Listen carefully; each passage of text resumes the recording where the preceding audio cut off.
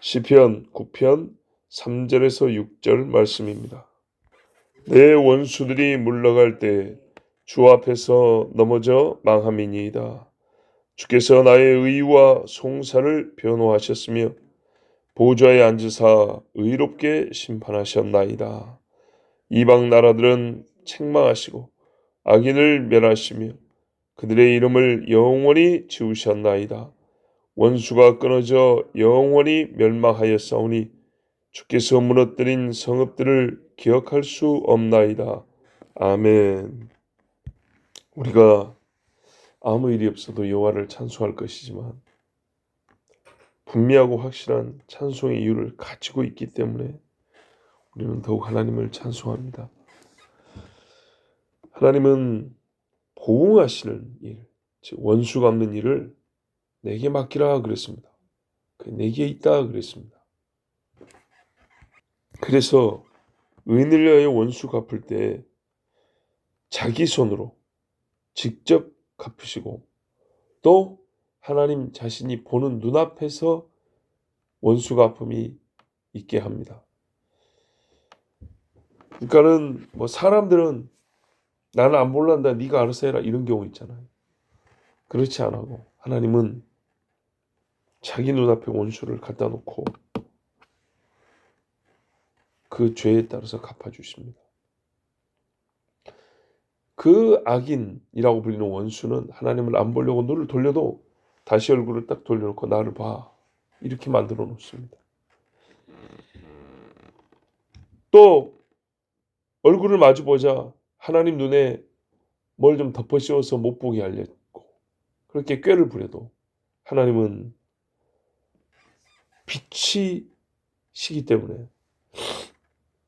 그 가림막을 다 뚫고 그 악인을 정면으로 주시하시고 그 죄를 갚습니다.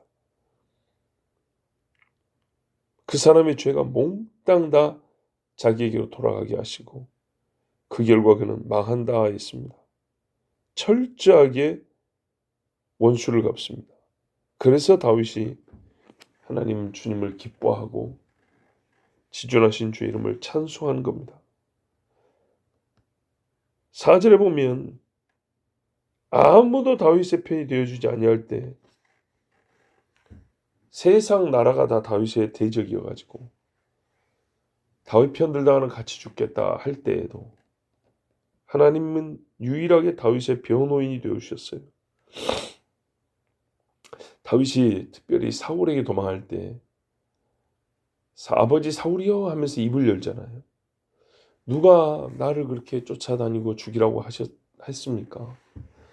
제가 아버지께 잘못한 것은 없습니다 하면서 자기 변호를 합니다.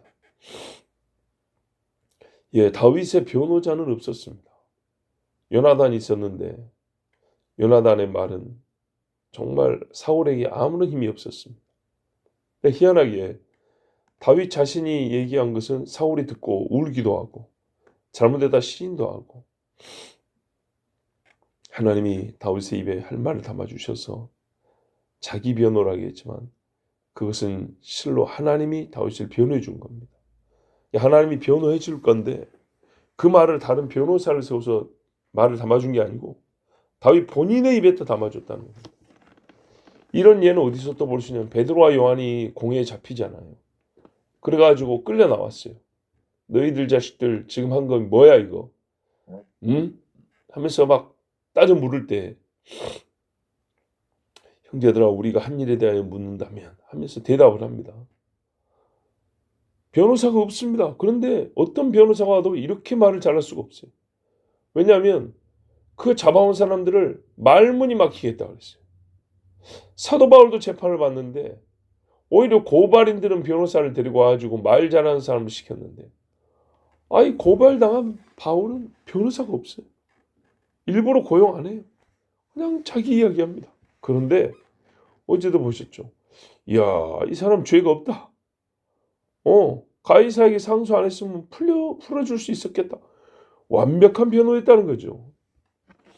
성령께서 그 입술의 변호사가 되어주셔서 다른 사람은 없었지만 성령이 변호인이 되어주셔서 베드로 본인이 바울 본인이 입을 열어 말을 함에도 최고의 변론이 되게 해주셨다는 겁니다. 예, 이렇게 성령께서 베드로 본인, 바울 본인의 입을 사용하셨다는 겁니다. 그래서 찬송을 안 할 수가 없어요. 근데 왜 이렇게 변호를 해주셨냐?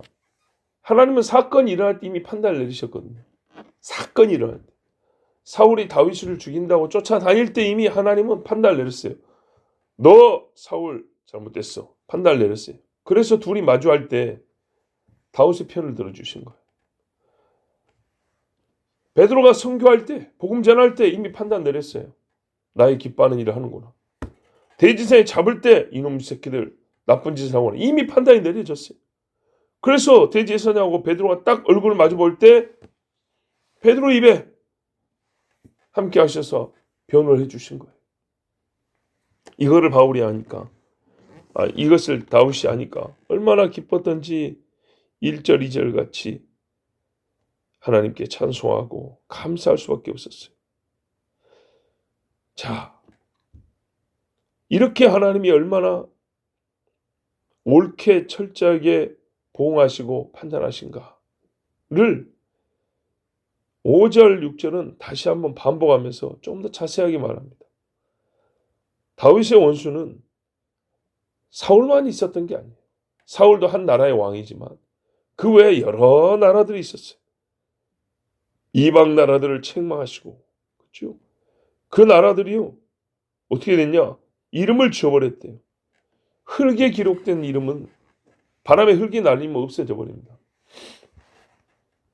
개인이면 그 사람이 죽고, 집안이면 멸족을 하고, 나라면 망해서 이름이 없어져 버리고. 우리가 성경에서 봤던 나라 이름 지금 들을 수 있습니까? 지금 그 이름이 있냐고요. 블레셋? 팔레스타인이죠. 블레셋 쪽은 없어졌고 아랍 사람이 그 이름을 가져고 있는데 지금 보세요. 거의 없어지게 생겼죠. 오히려 블레셋은 없고요. 하마스가 남았죠. 아람이 어디 있습니까? 아람이. 신약에 가면 이미 수리아라고 바뀐 지 옛날입니다. 네. 사람들도 섞여버리고. 암몬이 어디가 있습니까? 암몬 없습니다. 우리가 지금 조심해야 돼요. 옛날 암몬과 모압이 있던 자리에 요르단이라는 나라 생긴 거지. 암몬은 없습니다. 지금 보세요, 여러분. 우리가 같은 자리에 대한민국이 세워진 거지 조선은 없습니다. 완전 다른 나라입니다.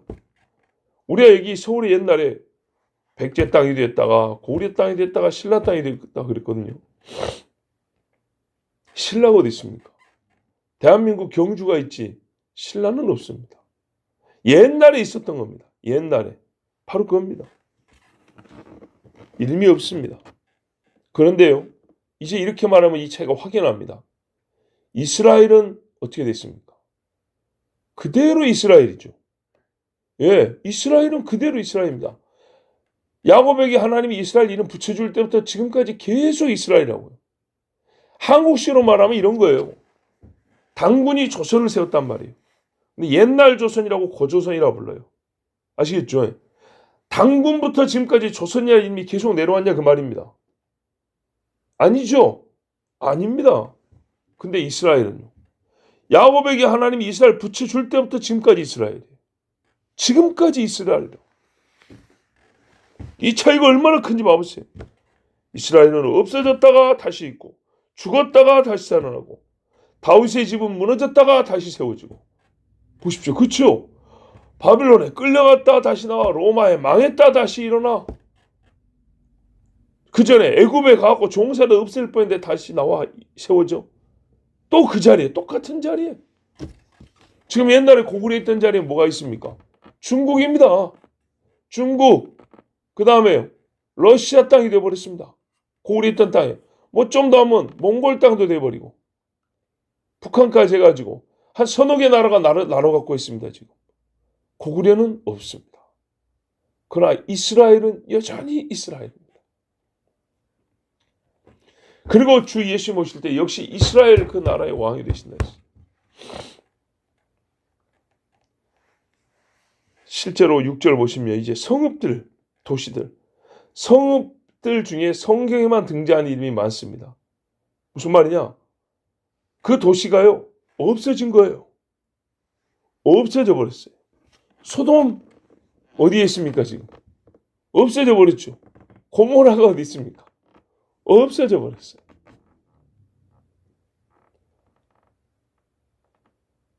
바벨론의 여러 도시들 없어져 버렸어요. 지금 니느웨라는 데 관광 갑니까? 니느웨 시, 니느웨 공항 들어보셨어요? 없죠. 없어져 버렸어요. 땅속에 파묻혀 버렸어요. 옛날 도시의 흔적이 남아있는 거지 지금 그 자리에 니느웨라는 이름의 도시는 없습니다. 그런 것처럼 하나님이 이 성읍들 보세요. 기억할 수 없나이다. 땅속에 파묻어버리고 흙으로 덮어버리고 지진이 나서 집어넣어버리고 바닷물에 잠겨버리고. 와, 그런데요, 바벨론이라고 좀 들어보셨죠? 악한 도시 중에 최고 악한 도시 바벨론. 지금 바벨론이라는 도시도 없습니다. 물론 옛날에 나라였죠. 근데 여러분, 성경에 보니까 마귀가요, 하나님이 없애버리려고 하는 나라, 없애버리려고 하는 도시 분명히 이렇게 나왔는데, 심판에서 없앤다 했는데, 길을 쓰고 대적하여 나는 다시 세울 거야. 나는 다시 세울 거야. 하나님, 내가 성경이 틀렸다는 걸 보여줄 거야. 길을 쓰고 바라가면서 또 세우고 또 세우라는 도시가 뭐냐면 그게 바벨론입니다. 바벨론. 예. 그래서 하나님이요, 자기 말씀대로 어떻게 하냐? 마지막 이 죄악의 성읍 바벨론을 없애버립니다. 철저히 이 말씀대로 주께서 무너뜨린 성읍을 기억할 수 없나이다. 왜? 영원히 끊어서 멸망을 시켰기 때문에 이 말씀을 이루십니다. 마귀 새끼가 마지막까지 다시 세우고 믿는 사람들 죽이고 했던 그 성읍, 하나님의 나라와 교회를 대적하고 주의 백성을 죽여 피 흘리게 한 그 마지막 성읍 바벨론. 근데 하나님은 이 바벨론을 완전히 없애버리는데, 요한계시록 18장 보면 잘 나와 있습니다. 큰 천사가 권세를 가져와서 땅이 환해지는데 힘찬 음성으로 무너졌도다 무너졌도다 큰 성 바벨론이여, 귀신의 처소와 각종 더러운 영이 모이는 곳과 각종 더럽고 가증한 새들이 모이는 곳이 되었도다.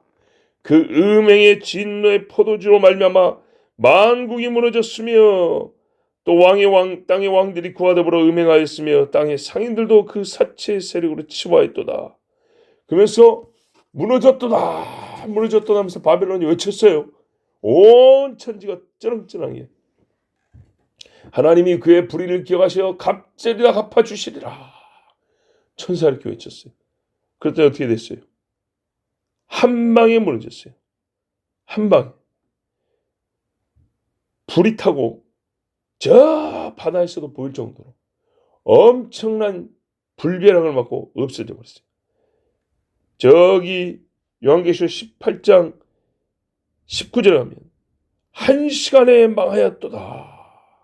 하늘과 성도들과 사도들과 선지자들아, 그로 말미암아 즐거워하라. 하나님이 너희를 위하여 그에게 심판을 행하셨습니다. 이에 한 힘센 천사가 큰 맷돌 같은 돌을 들어 바다에 던져 이르되, 큰 성 바벨론이 이같이 비참하게 던져져 결코 다시 보이지 아니하리로다. 결코 다시 보이지 아니하리로다. 6절 말씀 그대로 기억할 수 없게 되었다. 아멘. 이와 같이 하나님의 심판은 그 보응이 철저합니다. 죄 지은 대로. 그리고요, 억울한 자가 없어요. 하나님의 심판은. 왜? 완전히 공의롭기 때문에. 완전히 공의롭기 때문에. 세상에서는요, 불의한 재판들이 있어가지고 재심이라는 게 있어요. 다시 심사하고 심판한다는 거. 그러나 하나님의 심판에는 억울한 자도 없고 재심도 필요하지 않습니다. 철저하게 보응하시고 그 판단은 완전히 의롭기 때문입니다. 남은 것은 이 천사가 외친 것처럼 하나님이 하신 일을 송축하는 것밖에 없습니다. 아멘. 함께 기도하겠습니다. 아버지 하나님 감사합니다. 우리가 행위할 때 말할 때 그 즉시로 생각할 때 그 즉시로 심판하시고 판단하셔서 의인은 상 주시고 죄인은 정면으로 마주하여 그에게 죄의 값을 갚으시는 아버지. 그 죄의 있음과 없음을 가리시고 죄의 크기를 달아보시고 정확하게 보응하시는 하나님. 때도 틀리지 아니하고 죄목도 오류가 없고 그리고 그 갚음은 철저하여 억울한 자가 없으며 하나님의 심판은 치우침이 없으니 재심도 필요하지 않습니다. 완전히 의로우신 재판장이신 하나님, 오늘 말씀대로 심판하시고 이루어 주시옵고 다윗처럼 우리도 주의 성호를 송축하고 주의 존귀한 이름을 찬송케 하여 주옵소서. 주의 심판을 감사다 외치는 자들이 되게 하여 주시옵소서. 예수 그리스도의 이름으로 기도하옵나이다. 아멘.